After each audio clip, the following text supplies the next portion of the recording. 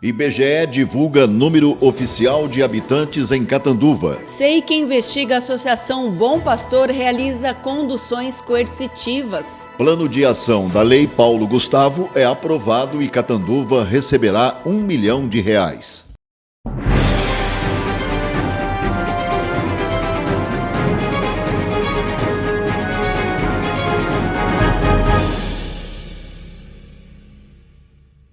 Olá, boa noite. De acordo com os novos dados divulgados ontem pelo IBGE, o Instituto Brasileiro de Geografia e Estatísticas, em 1º de agosto de 2022, Catanduva tinha 115.785 habitantes. Desde 2010, quando foi realizada a última contagem populacional e cujo resultado foi de 112.820 habitantes, a população local cresceu apenas 2,62%.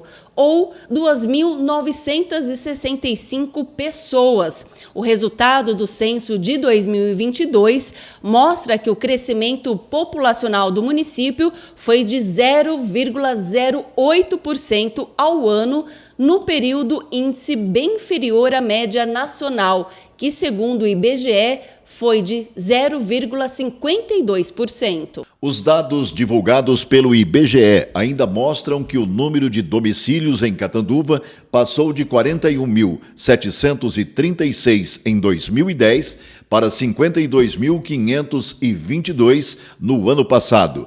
Desses, 44.061 foram contabilizados de forma presencial, internet ou telefone. A projeção para esse ano seguia a estimativa de 123.114 moradores, número que ficou bem distante da realidade de 115.785 divulgada nesta quarta-feira. E na tarde da última terça-feira, a Prefeitura de Catanduva divulgou que o Plano de Ação Municipal foi aprovado e receberá R$1 milhão da Lei Paulo Gustavo. Vale lembrar que dispõe sobre as ações emergenciais destinadas ao setor cultural a serem adotadas em decorrência dos efeitos econômicos e sociais da pandemia da Covid-19. Por meio dessa verba, a Secretaria da Cultura garante investimento que terá como objetivo auxiliar vários setores de cultura de Catanduva, sendo pouco mais de R$540 mil para o apoio a produções audiovisuais, cerca de 124 mil para apoio à sala de cinema, 62 mil para capacitação, apoio a cineclubes e a festivais de mostras e quase 295 mil para apoio às demais áreas e espaços artísticos culturais. Com o plano aprovado, a etapa seguinte é a elaboração de editais que, de acordo com a Prefeitura, também serão criados com a participação da população. Falando agora sobre política, ocorreram hoje os depoimentos da presidente e do tesoureiro da Associação Bom Pastor na SEI que investiga os loteamentos. Lembrando que eles foram convocados na última semana para depor nas oitivas, mas não compareceram e nem deram justificativas. Assim sendo, a Justiça determinou conduções coercitivas para que ambos falassem hoje, quinta-feira, mas eles não responderam à maioria dos questionamentos. O contador da associação.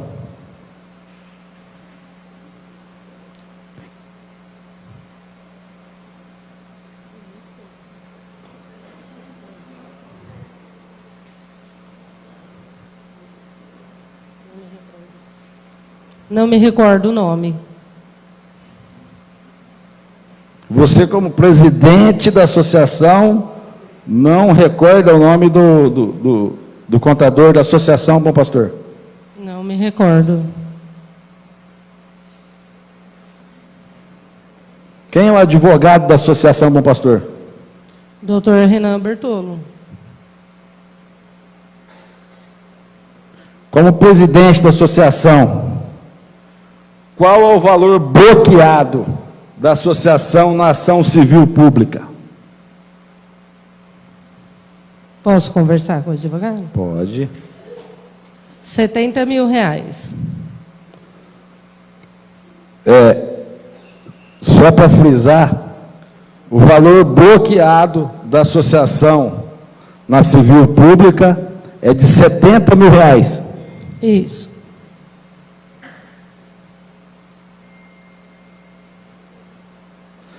A senhora sabe qual é o valor pago pelas duas áreas? Que foi comprado pela associação, que a senhora é presidente? Então, na época, eu entrei em 2021, já tinha sido comprado, né? Já tinha feito tudo. Então, mas a senhora como presidente, a senhora entrou lá sem ter conhecimento de quanto foi pago, de quanto... A senhora não tem esse conhecimento como presidente? Não, não me recordo do valor.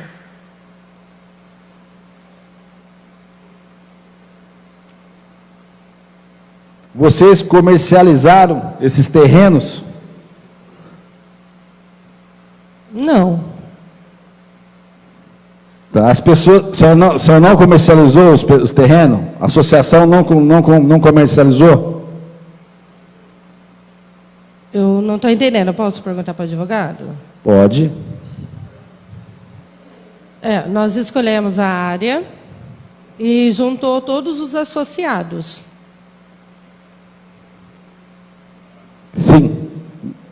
Então, vocês comercializaram esses terrenos, foi pago. Foi pago? Supostos terrenos. Não, ele existe, foi pago. Hoje ele existe. No dia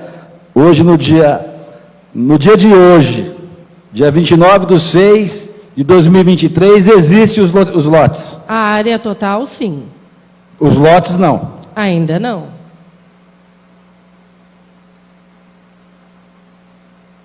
Quem seria o responsável pela infraestrutura do loteamento que a associação adquiriu?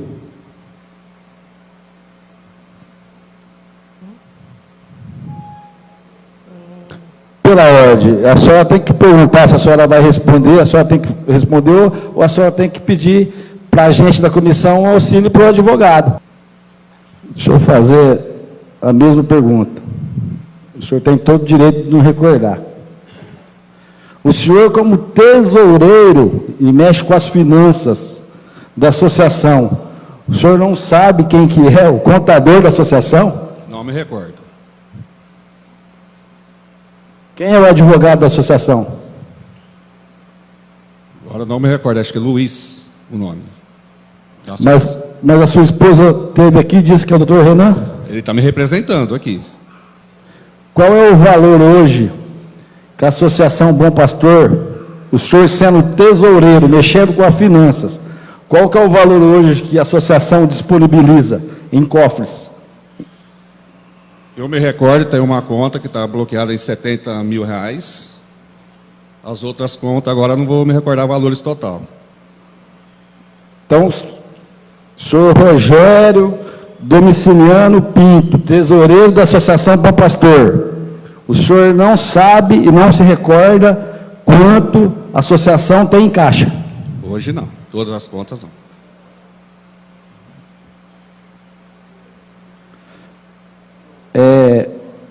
O senhor acha legal fazer a comercialização dos terrenos antes mesmo da sua aprovação e da sua identificação e a sua aprovação perante o cartório também? Acho que sim. O senhor acha? Eu acho que sim. Quem seria responsável pela infraestrutura do loteamento da associação? Não me recordo agora.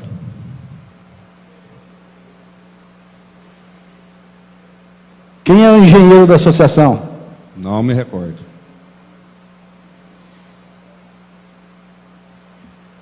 O senhor, como tesoureiro, de onde vêm os recursos financeiros para a manutenção atual da associação? Veio de todos os associados e pagaram os terrenos. Senhor Rogério, Eu gostaria que o senhor, se possível, o senhor hoje está no cargo de tesoureiro. Sim. O senhor se considera qualificado para esse cargo da associação? Sim. O senhor se considera muito qualificado, pouco, mais ou menos? Qualificado. Olha, é uma vergonha, né? Com todo o respeito, é um desrespeito, eu vou dizer de novo. O senhor Rogério está aqui, desqualificado para o cargo, não sabe quanto tem em conta, é tesoureiro, não conhece o contador. Não, é brincadeira, né? Novamente, vou dizer que eu disse na última oitiva, é chamar a população, desculpa o palavreado, de trouxa, né? O senhor se considera um suposto laranja testa de ferro? Negativo.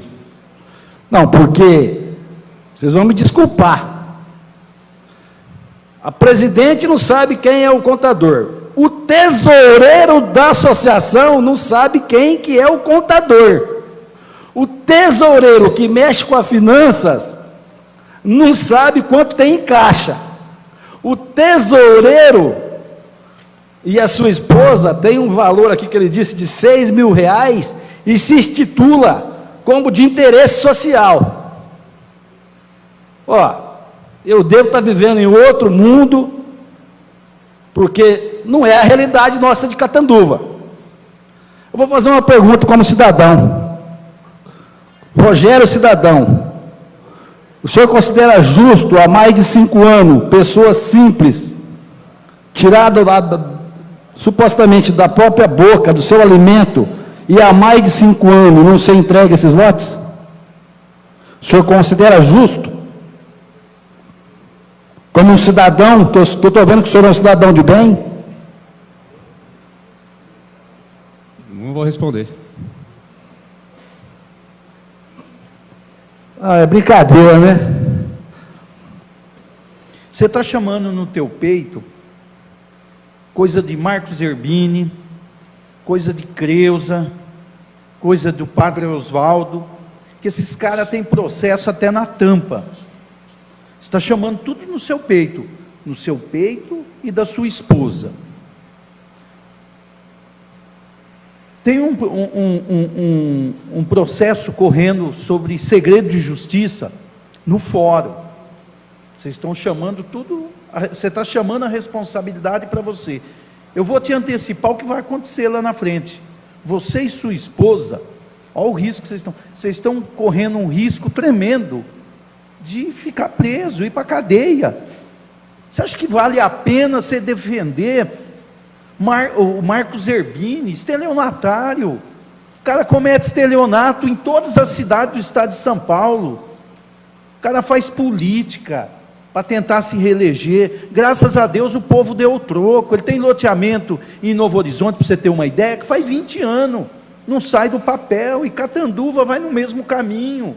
Será, Rogério, que vale a pena você e sua esposa fazer tudo isso? Está como laranja, chamando a responsabilidade, está em cima de você, não está em cima desses caras. Esses caras são picaretas.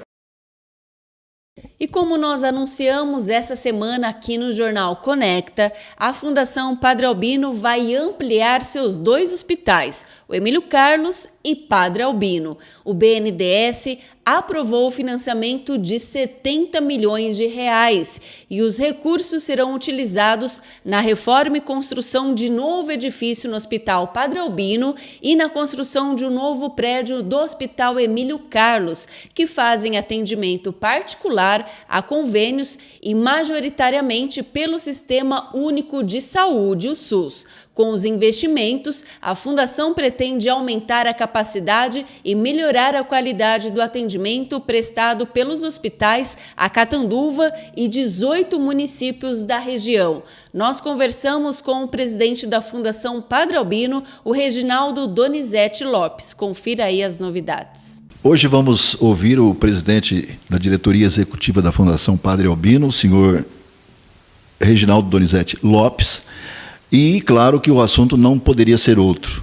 Um investimento que a Fundação vai fazer através de um financiamento conquistado junto ao BNDES de 70 milhões e dinheiro que será utilizado para ampliação e reforma, tanto do Hospital Padre Albino como também do Hospital Emílio Carlos. Presidente, gostaríamos que o senhor cumprimentasse os nossos telespectadores e também falasse deste empreendimento, dessa obra gigantesca. Muito boa tarde. Um prazer de estar com vocês. Saudar os ouvintes da Rádio Conecta, da TV Conecta. E, realmente, esse foi uma grande conquista para a Fundação Padre Albino. A gente está comemorando muito e eu tenho enfatizado que esse é um trabalho árduo de 2 anos da equipe do Centro de Serviços Compartilhados da Fundação Padre Albino. Esse é o primeiro financiamento obtido junto ao BNDES, sem intermediário bancário, conquistado por uma instituição filantrópica do interior de São Paulo, e o segundo do Brasil. Isso gerou uma economia muito grande para a Fundação Padre Albino, com comissões bancárias e assessorias, enfim. Então, isso já é para nós assim, um motivo de grande alegria. E esses investimentos, né, a Fundação ela possui os 2 hospitais, o Hospital Padre Albino, o Hospital Emílio Carlos. Eles são contratualizados pelo SUS para atender Catanduva e 18 municípios da região. Nós hoje atendemos em torno de 80% do SUS, né, o serviço que nós prestamos nos hospitais, 80% é dedicado ao SUS. E o SUS ele não reajusta a sua tabela há quase 20 anos. Então, a alternativa para buscar a sustentabilidade é equalizar melhor o atendimento de convênios e particulares e o SUS. Essa é a única via, né, possível, porque sabemos que o governo também não tem recursos para aumentar esse orçamento da área da saúde. Então, esse é um dos principais pilares para esses investimentos, né? Eles vão beneficiar bastante o SUS, né? Eu vou falar um pouquinho de cada projeto, mas ele visa isso principalmente. Não vai alterar, né? Nós somos contratados para atender o SUS para esses municípios e vamos continuar atendendo. O contrato que nós temos com o SUS ele não vai ser modificado, então não vai haver prejuízo qualquer para a população. Mas o intuito é crescer, né, na parte de convênios. Então, nós conseguimos esse financiamento de 70 milhões, o investimento total está previsto em torno de 120 milhões, nós ainda estamos buscando alguma complementação, nós vamos ter que colocar algum recurso próprio, e estamos buscando alguns bancos privados para obter mais uma parte de financiamento, e por isso ainda não anunciamos o projeto aqui do Emílio Carlos. E desses 70 milhões, né, nós temos 3 movimentos que nós chamamos que nós vamos executar. O primeiro já está em andamento, acho que a população de Catanduva já tem notado, lá no Hospital Padre Albino, nós levantamos uma torre. Esse primeiro investimento ele está em torno de 16 milhões de reais, o custo dele.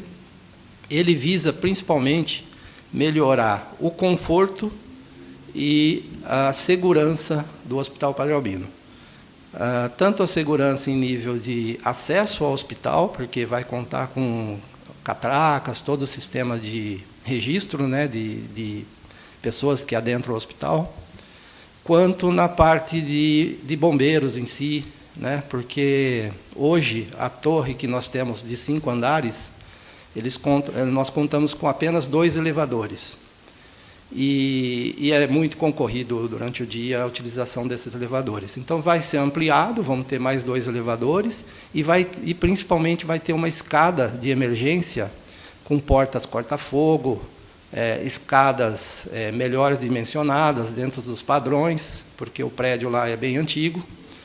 E isso para nós também é bastante importante, né, melhorar essa questão aí, dessa segurança de uma eventual necessidade. Vamos ter ali também uma nova cantina, vamos ter algumas salas de esperas, enfim, melhorar o conforto e o atendimento aos pacientes. Então, esse primeiro investimento está previsto já para terminar esse ano, em novembro, e enfim, ele prevê essa melhoria do acesso e do conforto. O segundo movimento, ele também é no Hospital Padre Albino. Nós já assinamos o contrato, ele está previsto em R$52 milhões. Nós anunciamos recentemente, né, na imprensa. Ele é um prédio que vai ficar ao lado do Hospital Padre Albino, entre as ruas 13 de Maio e Manaus.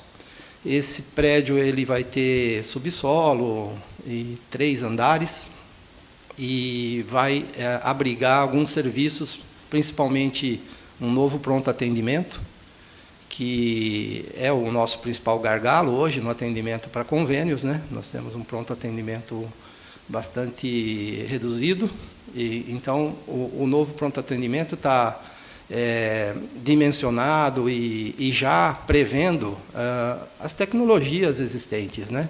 Porque esses investimentos eles também são frutos de um trabalho que foi desenvolvido com uma consultoria, e ele se chama Design do Futuro.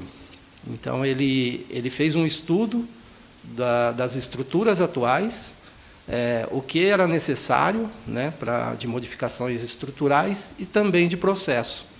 Então, quando você vai modificar uma estrutura que já está em funcionamento, ela é bastante mais complicada. Então, esse estudo ele contemplou tudo isso. E então, nesse prédio, teremos o pronto atendimento, teremos uma nova área para hemodinâmica, teremos um anfiteatro, porque o atual anfiteatro vai ter que ser demolido. No último piso, teremos um novo anfiteatro com uma ala gourmet, vamos ter uma lanchonete também nesse setor, e alguns outros exames, né, que nós vamos alocar nesse prédio. A maioria são exames eletivos que a gente vai até evitar da pessoa que vai fazer um exame transitar por dentro do hospital. Eu acho que isso também é interessante. E vai ser iniciado agora em julho e tem uma previsão de 24 meses para ser concluída essa obra.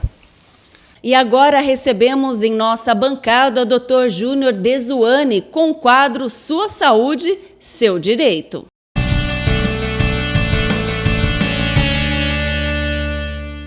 Boa noite, amigos do Conecta. Estamos aqui mais uma quinta-feira com o nosso quadro Sua Saúde, Seu Direito. E hoje trazendo um tema muito importante também, e questionamentos que nos chegaram aqui, e a dúvida de muitos dos nossos amigos ouvintes aí do Conecta, que é a respeito da recusa de atendimento por parte do médico, ou recusa do atendimento médico. Então, o questionamento que nos chega é: pode o médico recusar atendimento ao paciente? A resposta é sim. O médico pode, devido à questão de objeção de consciência do médico. Porém, né, há algumas considerações a serem feitas e analisadas para que essa recusa possa se efetivar. Tá? Porque existem algumas normas, né, regramento vigentes que o médico pode proporcionar ou fazer essa recusa desde que atendidos esses requisitos. Né? Antes, porém, vamos dar uma olhadinha nas questões normativas. Então, nós temos, a respeito desse assunto, a Resolução 2232/19 do CFM, Conselho Federal de Medicina, que é a respeito da recusa terapêutica do paciente. Então, é quando o paciente se recusa a determinada terapia prescrita pelo médico. Então, como consequência inversa, o médico pode recusar a continuidade de tratamento desse paciente por objeção de consciência. Então, vamos lá. Artigo 7º da Resolução 2232/19 do CFM. Artigo 7º. É direito do médico a objeção de consciência diante a recusa terapêutica do paciente. Artigo 8º.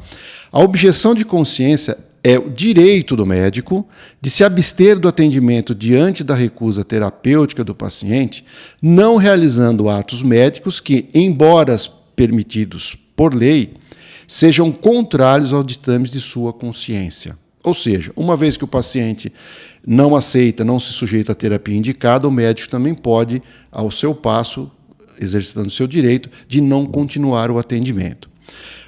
Mais adiante um pouco, a gente vendo o Código de Ética Médica, né, também da questão das vedações ao que o médico tem que se abster, diz lá no artigo 36, é vedado ao médico abandonar paciente sob seus cuidados. Parágrafo 1º. Ocorrendo fatos que, a seu critério, a critério do médico, prejudiquem o bom relacionamento com o paciente ou o pleno desempenho profissional, o médico tem o direito de renunciar ao atendimento, desde que comunique previamente ao paciente ou ao seu representante legal, assegurando-se a continuidade dos cuidados e fornecendo todas as informações necessárias ao médico que o suceder. Então vamos lá. Vamos desenrolar, né, essas questões legais aí. Tá? Então, o médico pode, desde que cumprido essas exigências aqui do Código de Ética Médica, né?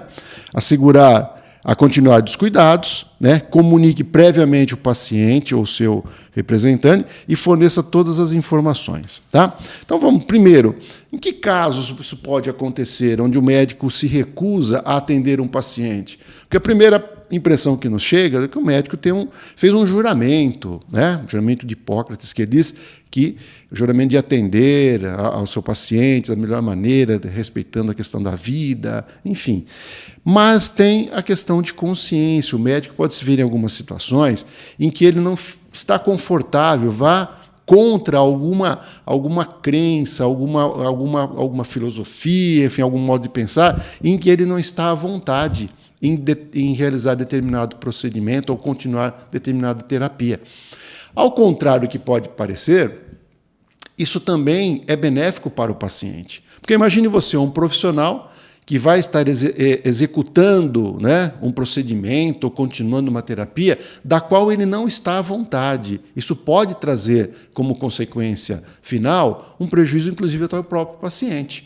Qualquer profissão, se você não estiver motivado aquilo, estiver consciente de que você está fazendo aquilo de maneira correta para beneficiar, poderemos ter problema ao final. Então, é melhor, em se tratando principalmente de saúde, que o médico entenda essa posição, comunique ao paciente e se abstenha de exercer esse procedimento ou essa terapêutica para evitar maiores problemas. Tá? Então, eu trouxe alguns exemplos aqui. Onde pode o médico ter uma objeção de consciência e não realizar um procedimento? Então, vamos lá. Realização de aborto. Eu sei, mas alguns amigos vão falar assim, mas aborto não pode, o aborto é proibido. Sim, o aborto é proibido no Brasil, salvo 3 exceções.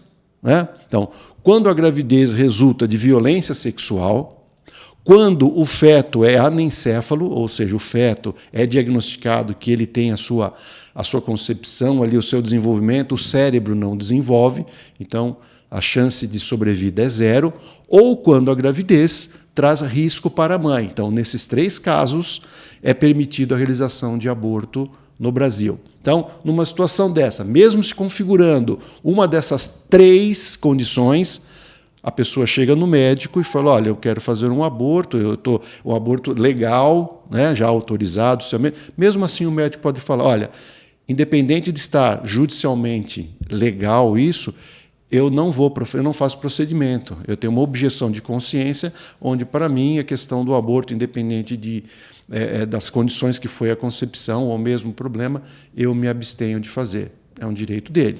Tá? Outro caso, esterilização humana, né? Coisa tão corriqueira aí, a vasectomia para os homens ou a laqueadura para as mulheres, mas o médico pode se recusar. Pode ser que ele seja contra esse método contraceptivo, onde você vai ter uma pequena mutilação do ser humano, né? Tanto no homem quanto na mulher, ele se abstém de fazer. Ele pode? Pode. Né? Então, são esses 2 casos que eu trago aqui como exemplo, onde o médico pode não atender. E tem tantos outros, né, que possa acontecer. Ok?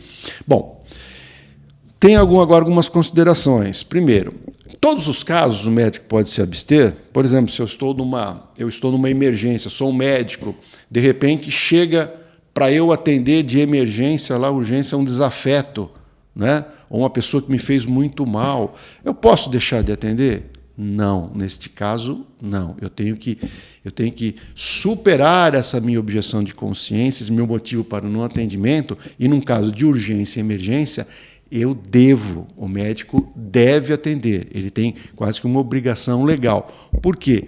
No caso dele não promover o atendimento nessas situações, ele incorre o risco de responder por omissão de socorro.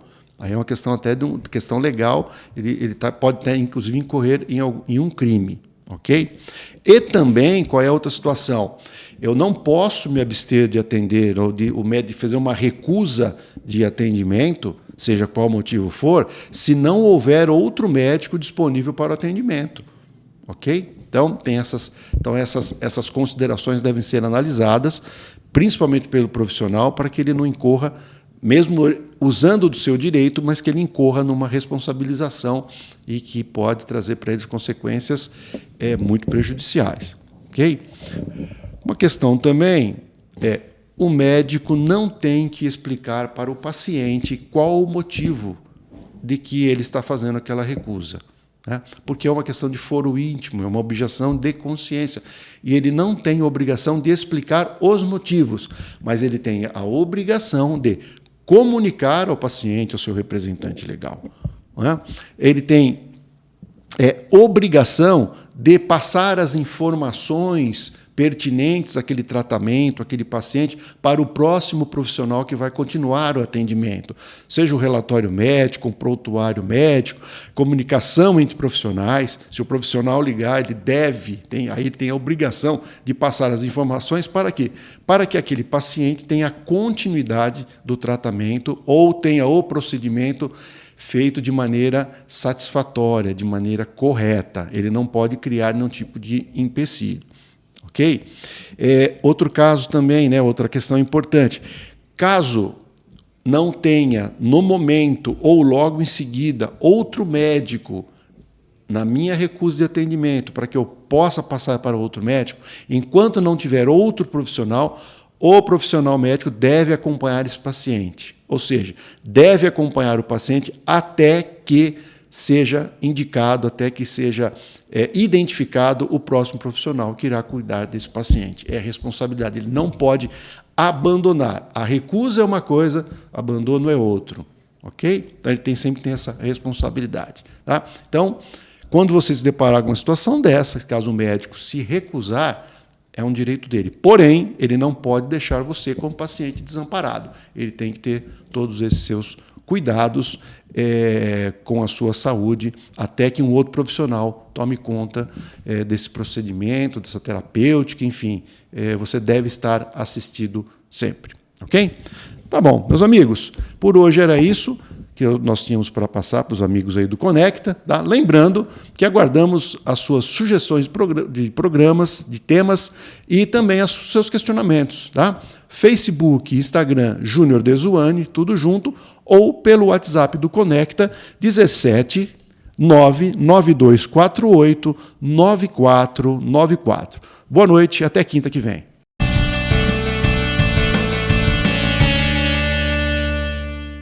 E o Jornal Conecta termina aqui. A todos uma ótima noite e até amanhã. Uma boa noite e até amanhã.